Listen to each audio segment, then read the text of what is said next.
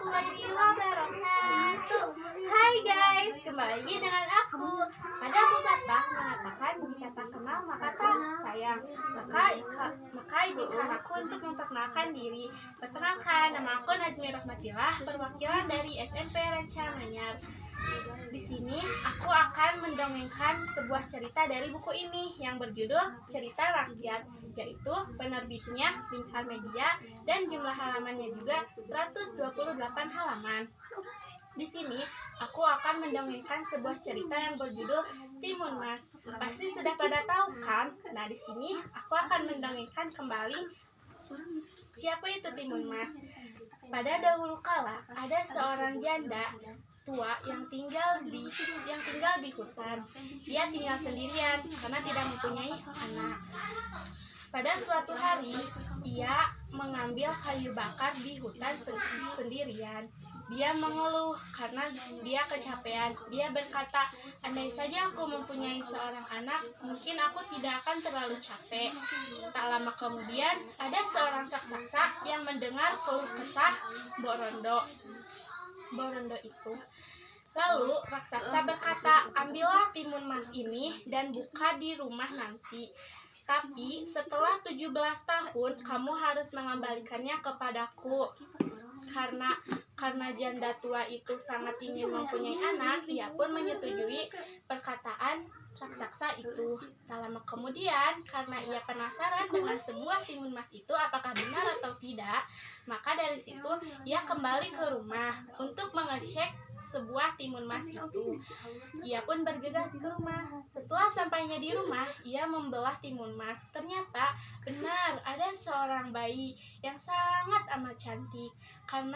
Karena bayi itu ada di dalam timun mas, maka si janda itu memberi namanya Timun Mas. Tahun demi tahun, Timun Mas itu tumbuh. Tak lama kemudian, umur dia bertambah menjadi 17 tahun. Raksasa itu datang kembali. Dia ingin menagih janjinya kepada janda tua itu yang akan diambil oleh raksasa itu. Tapi karena janda tua itu sangat sayang kepada Timun Mas karena dia sudah menganggap seperti anaknya sendiri, maka ia pun sedikit memberi alasan kepada raksasa itu, dan dia berkata, mohon jangan sekarang, apakah bisa besok? Maka raksasa itu pun pergi. Tak lama kemudian, hari menjelang malam, janda tua itu meminta bantuannya kepada kakek sakti yang berada di gunung. Lalu kakek sakti itu memberi sebuah 3 keajaiban yang diberikan kepada Borondo itu. Lalu Borondo itu bergegas pulang untuk memberikannya kepada Timun Mas. Keesokan harinya, bumi bergetar dan raksasa itu datang kembali. Dia menggeram-geram karena sudah lapar ingin memakan Timun Mas itu. Lalu Borondo itu berkata, Timun Mas, ambillah sebuah kantong ajaib yang berisi 3 keajaiban itu.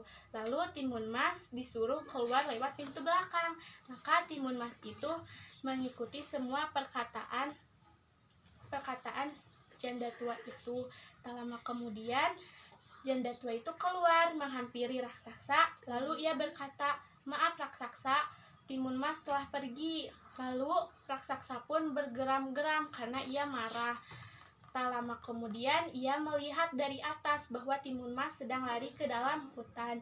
Ia pun mengejarnya. Lalu Timun Mas melemparkan satu keajaibannya, tetapi dia berhasil lolos. Lalu dia lari lagi dan mengeluarkan keajaiban yang kedua. Masih belum juga. Sampai pun Timun Mas itu kebingungan harus gimana. Lalu ia pergi lagi dan lari sekencang mungkin untuk kabur dari raksasa itu. Setelah